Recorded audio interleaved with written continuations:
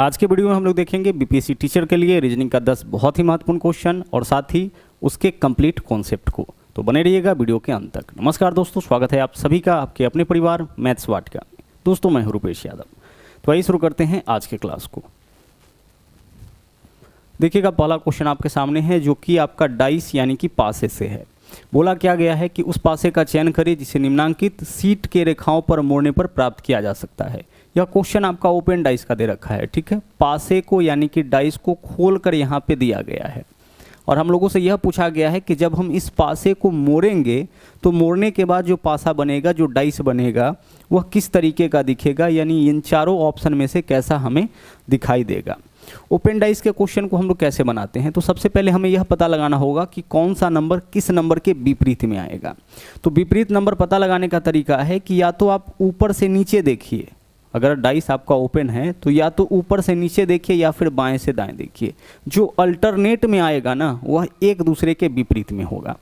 तो चलिए ऊपर से नीचे हम लोग देखते हैं। 6 के अल्टरनेट में कौन आ रहा है? 6 के अल्टरनेट में आपका ए आया, अल्टरनेट 1 आया। अल्टरनेट का मतलब एक छोड़कर, इसका मतलब हो गया कि 6 का जो विपरीत संख्या होगा वह 1 होगा। 6 के जस्ट सामने 6 के विपरीत में क्या हमें दिखेगा? 1 दिखेगा। उसी तरीके से अगर हम 3 से चले तो 3 के अल्टरनेट में क्या मिलेगा? 4, यानी 3 के विपरीत में हमें 4 मिल जाएगा। अब यहाँ पे देख लीजिए, यहाँ पे चारों को हम यहाँ निकाल चुके हैं। अब जो बच गया वह 5 और 2 है, तो जो बचा है वह भी एक दूसरे के विपरीत में होगा। तो 5 के विपरीत में क्या हो जाएगा? 2 हो जाएगा। तो सबसे पहले ओपन डाइस के क्वेश्चन में आपको यही पता लगाना होगा कि किसके विपरीत में कौन सा नंबर है। पासे का मतलब होता है लूडो। लूडो में 1 से लेकर के 6 तक का अंक अंकित होता है और आप देखते होंगे कि हर नंबर के विपरीत में कोई ना कोई नंबर होता है। तो जब इसको पासे के रूप में मोड़ा जाएगा तो एक चीज़ का बस आपको ध्यान रखना है कि जो विपरीत नंबर है वह साथ में नहीं दिखना चाहिए। जब इसको मोड़ेंगे तो क्या होगा? जो विपरीत नंबर होगा वह साथ में नहीं दिखना चाहिए। तो देखिए यहाँ पे विकल्प ए में 4 है तो 4 के विपरीत में 3 है, 3 हमें नहीं दिख रहा है। 2 है तो 2 के विपरीत में 5 है, 5 नहीं दिख रहा है। 1 है तो 1 का विपरीत वाला नहीं दिख रहा है, मतलब ए, आकृति ए एक तो हमारा आंसर हो सकता है।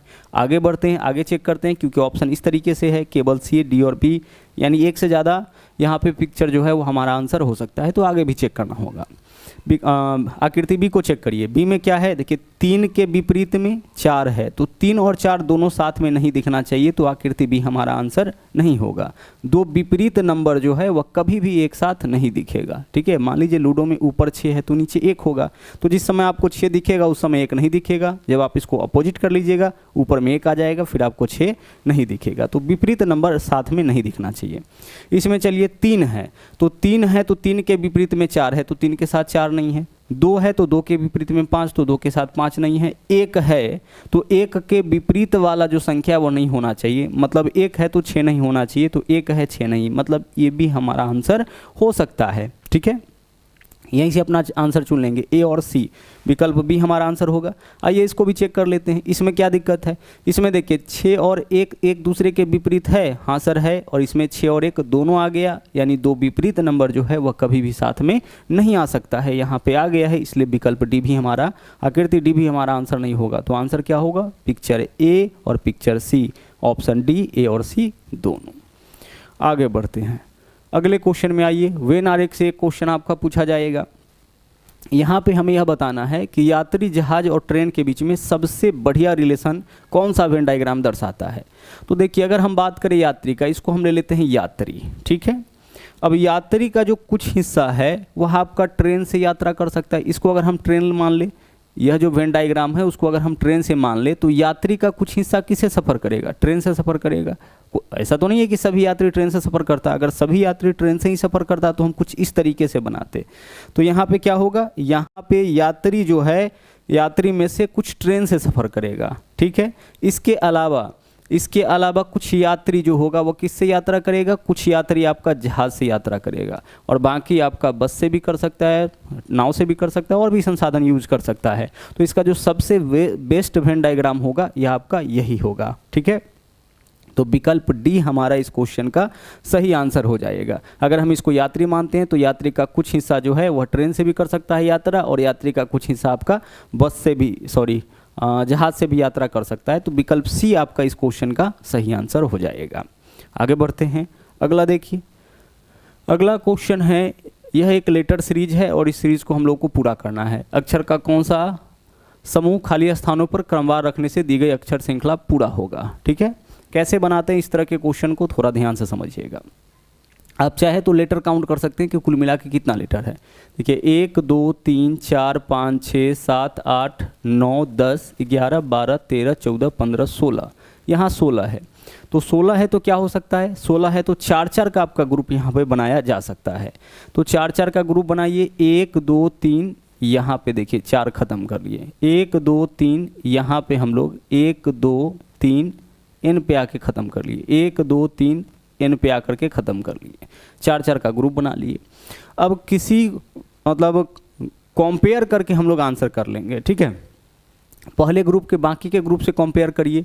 तो एक चीज़ यहाँ से दिख रहा है, इससे अगर हम कंपेयर करें इस ग्रुप का तो देखिए ओ से पहले क्या है एम, तो यहाँ भी ओ से पहले हम एम देते हैं। ठीक है, आगे चलिए। फिर आगे पी के बाद क्या है, कहीं पे है कुछ, हाँ सर यहाँ से कंपेयर करने पर निकल जाएगा। पी के बाद एन है तो यहाँ पे भी पी के बाद क्या देंगे, एन देंगे। तो एम ओ पी एन, यही तो श्रृंखला बना। इसी को आगे बढ़ा के देखिए, एम ओ यहाँ भी बन सकता है, पी एन यहाँ भी देख लीजिए। यहाँ रखेंगे एम, यहाँ पे ओ, तो M O P N, M O P N, यानी यही आपका यहाँ एक लॉजिकल सीक्वेंस बना एम ओ पी एन का। तो क्या क्या हमें भरना पड़ा, हमें भरना पड़ा M N P M O, M N P M O N, विकल्प ए आंसर हो जाएगा ना, M N P M O N. ठीक है, विकल्प ए हमारा यहाँ पे सही आंसर हो जाएगा। आगे चलिए, यहाँ देखिए निम्न का सही प्रतिबिंब चुनिए।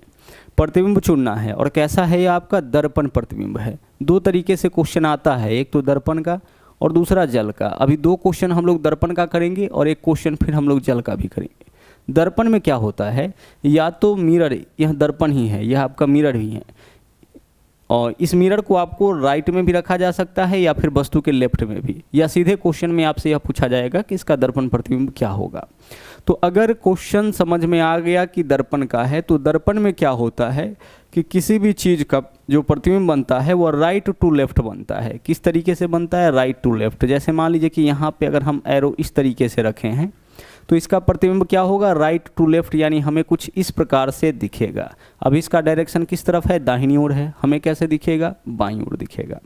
अगर हम कोई लेटर लेते हैं, जैसे मान लीजिए अगर आपसे पूछा जाए कि पी का बताइए कि कैसा बनेगा दर्पण प्रतिबिंब, तो गौर से देखिए लाइन के दाहिनी ओर उभरा हुआ भाग है, यह राइट को बस लेफ्ट में बदलता है, तो अब क्या होगा, लाइन के बाईं ओर हो जाएगा। यह जो भाग आप देख रहे हैं ना, कर्वाकार भाग, कर्व के आकार का भाग, यह ऊपर है तो इधर भी ऊपर ही रहेगा। बस क्या होगा, पहले दाईं ओर था लाइन के, अब लाइन के बाईं ओर। उसी तरीके से आर का किस तरीके से बनेगा, देख लीजिए, लाइन के दाईं ओर है ना यह चीज़, तो किस ओर हो जाएगा, अब यह जो भाग है अब बाईं ओर, और यह ऊपर है तो अब भी ऊपर रहेगा, लेकिन अगर दाईं ओर है तो किस तरफ बन जाएगा, बाईं ओर आपका बन जाएगा। मतलब राइट से लेफ्ट जो है वह क्या करता है, इसको बदलता है, चेंज करता है। तो दर्पण में क्या होगा, कोई भी जो प्रतिबिंब बनेगा वह आपका राइट टू लेफ्ट पलट जाएगा। तो इसको देखिए जरा सा, विकल्प कौन सा आंसर हो सकता है। सबसे पहले क्या विकल्प बी आंसर हो सकता है, नहीं हो सकता है। देख लीजिए, इसको जब आप पलटिएगा तो यह भाग ऊपर तो नहीं जाएगा। विकल्प डी भी हमारा आंसर नहीं हो सकता, यह भाग नीचे तो नहीं आएगा। क्या हो सकता है, एक तो ए बचा, दूसरा सी। ए तो आपका सेम ही है, तो हमारा आंसर क्या हो जाएगा, हमारा आंसर सी हो जाएगा। देख लीजिए, यह जो लाइन अभी देख रहे हैं इस तरीके का है, दर्पण में यह कैसे दिखेगा, हमें ऐसे ही दिखेगा। और यह जो लाइन आप देख रहे हैं ऐसे, ठीक है, यह जो लाइन अभी आप ऐसे दिख रहे हैं वो हमें कैसे दिखेगा, अब वो हमें अब इस तरीके से दिखेगा। ठीक है, यहाँ पे अगर कोई लाइन ऐसे खींचा जाए इस तरीके से तो वह हमें कैसे दिखेगा, ऐसे ही तो दिखेगा ना। चलिए, और इसके अलावा यह लाइन अभी क्या है, यहाँ से दाईं ओर है, तो इसको हम यहाँ से बाईं ओर खींच लेंगे। तो विकल्प सी हमारा इस क्वेश्चन का सही आंसर हो जाएगा। आगे चलिए अगले क्वेश्चन में, इसको देखिए, इसका दर्पण प्रतिबिंब बताइए कि क्या हो जाएगा। गौर से एक चीज़ देखिए, सबसे पहली चीज़ कि अभी जो दोनों एरो है वह किस तरफ है। अगर इस पॉइंट से हम लोग कंपेयर करें तो दोनों बाईं ओर है। दर्पण में क्या दिखेगा, दोनों दाईं ओर दिखेगा। तो दोनों दाईं ओर, तो विकल्प ए आंसर नहीं हो सकता है हमारा। ठीक है, दोनों दाईं ओर नहीं है। उसी प्रकार से विकल्प बी भी हमारा आंसर नहीं हो सकता है। अब हम लोग देखते हैं सी और डी में। तो देखिए क्या होगा, ये जो छोटा वाला नीचे है तो नीचे ही रहेगा, छोटा वाला नीचे है तो नीचे ही रहेगा, इसमें छोटा वाला को कहाँ कर दिया, ऊपर कर दिया। कुछ इस तरीके का दिखेगा, छोटा वाला दाईं ओर है, अभी बाईं ओर है तो यह कहाँ दिखेगा, दाईं ओर दिखेगा, नीचे है तो नीचे ही दिखेगा। यह वाला देख लीजिए, ऊपर है, बड़ा वाला ऊपर है तो ऊपर ही दिखेगा, बस बाईं ओर से किधर दिखेगा, दाईं ओर दिखेगा। तो हमारा आंसर क्या होगा, विकल्प सी हो जाएगा। जो कॉन्सेप्ट पीछे आप सीखे हैं उसी का यूज करके इस क्वेश्चन को भी हम लोग बना लिए। आगे चलिए, यहाँ देखिए, यहाँ पे जो है ACNE का कोड दिया है 3, 7, 29 से 11। उसी भाषा में बॉयल का कोड हम लोगों से पूछा गया है। देखिएगा कैसे हम इस क्वेश्चन को सोल्व करते हैं। इसको देख के अगर पता ना चले तो इसके प्लेस वैल्यू को आप लिख दीजिए। तो ए कितने नंबर पर आता है, 3 नंबर पे। ए कितने नंबर पे आता है, 1 नंबर पे। सी आता है 3 नंबर पे। एन होता है 14 पे और ई होता है 5 पे। देखिए जो 1 नंबर वाला है उसके लिए 3 लिखा, यानी 2 बढ़ा के लिखा। उसी प्रकार से सी 3 नंबर पर है, इसके लिए क्या लिखा है आपका, 7 लिखा। अच्छा, यहाँ पे पैटर्न कुछ और चल रहा है। अब सोचते हैं क्या किया, ए 1 है, 1 के लिए 3 कैसे लिख सकते हैं, 2 गुना प्लस 1। 1 का 2 गुना करेंगे 1 प्लस 1 का 2 गुना करेंगे 2 प्लस 1 करेंगे तो 3। 3 का 2 गुना करेंगे 6, 6 और 1 7। 14 का 2 गुना करेंगे 28, 28 और 1 29। उसी प्रकार से 5 का 2 गुना करेंगे 10, 10 और 1 11। हर लेटर के पोजीशन को क्या किया है, 2 गुना करके प्लस 1 करके लिखा है। तो उसी प्रकार से बॉयल के हर एक लेटर को 2 गुना करके प्लस 1 करेंगे। तो बी का 2 गुना क्या होगा, बी 2 नंबर पे 2 गुना 4, 4 और 1 हम लिखेंगे 5। ओ 15 पे 15 दूना 30 और 1 31 हो जाएगा। आई 9 पे 9 दूना 18 और 1 19 हो जाएगा। और एल 12 दूना 24 और 1 25 हो जाएगा। हर लेटर के पोजीशन को कर देना है 2 गुना और प्लस करना है 1। तो 5, 31, 19 और 25 विकल्प सी जो है यही आपका इस क्वेश्चन का आंसर हो जाएगा। आगे चलिए, अगला क्वेश्चन क्या है, उत्तर आकृतियों में से कौन सी आकृति मुख्य आकृति को पूरी तरह से जल प्रतिबिंब है, यानी जल प्रतिबिंब हमें यहाँ पे बताना है। जल में फिगर किस तरीके से बनता है उसको भी देख लीजिए। अगर हम बात करें जल की, तो जल प्रतिबिंब का जो क्वेश्चन होगा उसको कैसे बनाएंगे। तो जल प्रतिबिंब में जो है या तो आपका मिरर नीचे देगा या फिर मिरर वस्तु के ऊपर रहेगा। जो भी वस्तु होगा ना, या तो उसके नीचे मिरर होगा या फिर उसके ऊपर। अगर इसी मिरर को दाहिनी ओर इस तरीके से लगा दे तो यह क्वेश्चन आपका दर्पण प्रतिबिंब का हो जाएगा। जल में फिगर कुछ और तरीके से बनता है और दर्पण में कुछ और तरीके से। जल में कैसे बनता है, तो अपने जगह पे मान लीजिए कि यहाँ पे कोई वस्तु इस तरीके से है, तो इसका प्रतिबिंब हमें कैसे दिखेगा, तो अपने स्थान पर नीचे से ऊपर की ओर पलटेगा, कुछ ऐसा दिखेगा। अगर कोई लेटर लेते हैं जैसे पी का, देखिए तो क्या होगा, अपने स्थान पे। अभी देखिए यह भाग किस तरफ है, दाईं ओर है ना, तो यह दाईं ओर ही रहेगा। यह जो कर्व वाला भाग है अगर यहाँ दाईं ओर है तो दाईं ओर ही रहेगा, बस क्या होगा, ऊपर से नीचे आ जाएगा। ठीक है, अगर आपसे कहे कि भाई टी का बताइए, तो अपने स्थान पर ऊपर से नीचे, यानी कुछ ऐसा हमें यहाँ पे दिखेगा। अगर हम आर को आर का बनाते हैं तो क्या होगा, अभी देख लीजिए यह भाग लाइन के दाईं ओर है तो दाईं ओर ही रहेगा, बस पहले ऊपर था अब कहाँ आएगा, नीचे आएगा। ठीक है, दर्पण में क्या होता है, यह लाइन के दाईं ओर है तो अब लाइन के बाईं ओर आ जाएगा, बस दाईं ओर से किस तरफ आ जाएगा, यह भाग बाईं ओर आ जाएगा। लेकिन जल में क्या होगा, अपने स्थान पर ऊपर से नीचे, यानी यह भाग ऊपर है तो नीचे आ जाएगा, यह नीचे है तो ऊपर चला जाएगा। अपने स्थान पर ही रहता है, इस बात का ध्यान रखिएगा। जैसे देखिए इंडिया आई से शुरू हुआ है तो आई से शुरू होने वाला ऑप्शन ही हमारा आंसर होगा, यह बात ध्यान रहे। अगर शुरू आई से हुआ है तो आई से शुरू होने वाला ही हमारा आंसर होगा। लेकिन इसी का जब दर्पण प्रतिबिंब बनाते तो क्या होता, अगर आई से शुरू हुआ है, यहाँ पे इंडिया है, तो इस तरीके से बनता, पहले ए उसके बाद आई, इस प्रकार से जो है वो आपका दर्पण छवि बनता है, दाएं से बाईं ओर पलट देता है इसमें। अब आगे विकल्प ए में देखिए पूरे लेटर को सेम रखा है, क्या इसका जल प्रतिबिंब बनाएंगे तो सब लेटर सेम रहेगा, नहीं रहेगा। विकल्प बी में देखिए कई सारे ऑप्शन से आप पकड़ सकते हैं, लेटर से पकड़ सकते हैं। एन सीधा छोड़ा है, ए को उल्टा किया है, ठीक है, ए को उल्टा किया है लेकिन एन को क्या किया है, सीधा छोड़ा है। तो हमारा आंसर क्या हो जाएगा, विकल्प सी हो जाएगा। देखिए आई उल्टा होगा, ऐसे ही रह जाएगा। एन को भी तो उल्टा करेंगे, ऊपर से नीचे, ऊपर से नीचे, अपने स्थान पर ही ऊपर से नीचे।